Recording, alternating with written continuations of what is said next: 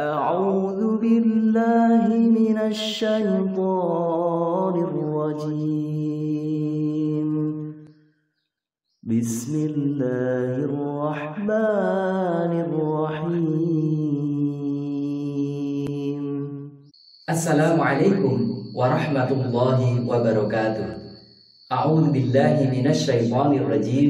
Bismillahirrahmanirrahim. Alhamdulillahi rabbil alamin. Wa bihi nasta'inu ala umurid dunya waddin. Wassalatu wassalamu ala sayyidina Muhammadin wa ala alihi wa sahbihi ajma'in. Amma ba'd. Saudaraku rahimakumullah, setelah kita mengerjakan sholat hajat, kita disunahkan untuk berdoa dengan doa yang maksur dari Nabi Sallallahu Alaihi Wasallam. Dan yang akan kami sebutkan ini adalah doa yang sudah benar-benar terbukti mujarab, yang maksur dari Nabi Sallallahu Alaihi Wasallam. Apapun hajat yang kita inginkan, sampaikan melalui doa ini.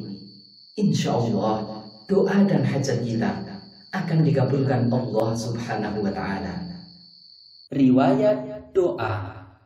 Doa ini asalnya dari hadis Nabi Sallallahu Alaihi Wasallam yang berstatus sahih, sebagaimana yang diriwayatkan oleh Imam At-Tirmidzi, Nasa'i, Imam Ahmad, Ibnu Majah, Ibnu Khuzaimah dalam sahihnya, Al-Hakim yang mensahihkannya, dan juga At-Tabrani yang mensahihkannya. Kisah kemujaraban doa.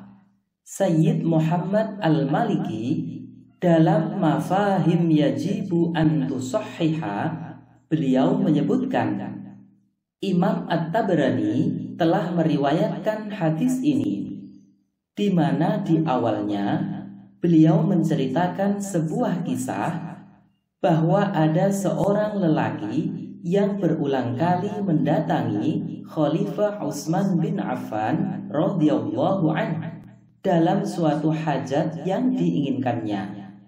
Namun ketika itu sang khalifah tidak memperdulikan dan memperhatikan apa keperluannya. Hingga kemudian lelaki itu pergi menemui Utsman bin Hanif dan mengadukan permasalahan itu kepadanya. Maka Utsman bin Hanif berkata, "Pergilah kamu ke tempat wudhu, berwudulah, dan datangilah masjid, sholatlah 2 rakaat di sana, lalu bacalah doa, Allahumma inni as'aluka wa atawajjahu ilaika binabiyyina Muhammadin sallallahu alaihi wasallam nabiyyir rahmah, ya Muhammad, inni atawajjahu bika ila rabbika fayaqdi hajati." Kemudian kamu sebutkan hajatmu. Maka lelaki itu pun bergegas pergi melakukan apa yang dikatakan padanya.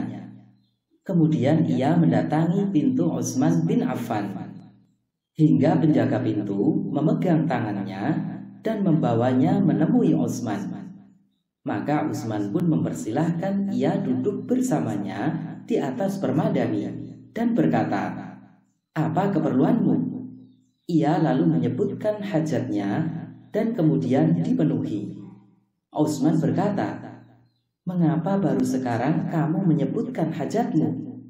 Jika kamu punya hajat, maka datanglah kepadaku." Setelah itu, lelaki tadi keluar dari sisi sang khalifah. Dan ketika bertemu Utsman bin Hanif, ia berkata padanya, "Semoga Allah membalas kebaikan padamu. Beliau tak pernah mau memperdulikan dan memperhatikan hajatku hingga kamu berbicara padanya." Utsman bin Hanif menyanggah dengan berkata, "Demi Allah, aku tidak pernah berbicara kepada Utsman. Akan tetapi, aku pernah menyaksikan Rasulullah Sallallahu Alaihi Wasallam. Beliau didatangi oleh lelaki buta yang mengadukan kebutaannya. Lalu Nabi berkata padanya, 'Kamu sabar saja.' Lelaki itu menjawab, 'Wahai Rasulullah, Aku tak punya orang yang bisa menuntunku, dan aku telah kesulitan. Maka Nabi Shallallahu Alaihi Wasallam memerintahkan, datanglah ke tempat wudhu, lalu berwudulah, kemudian sholatlah 2 rakaat, dan berdoalah dengan doa ini.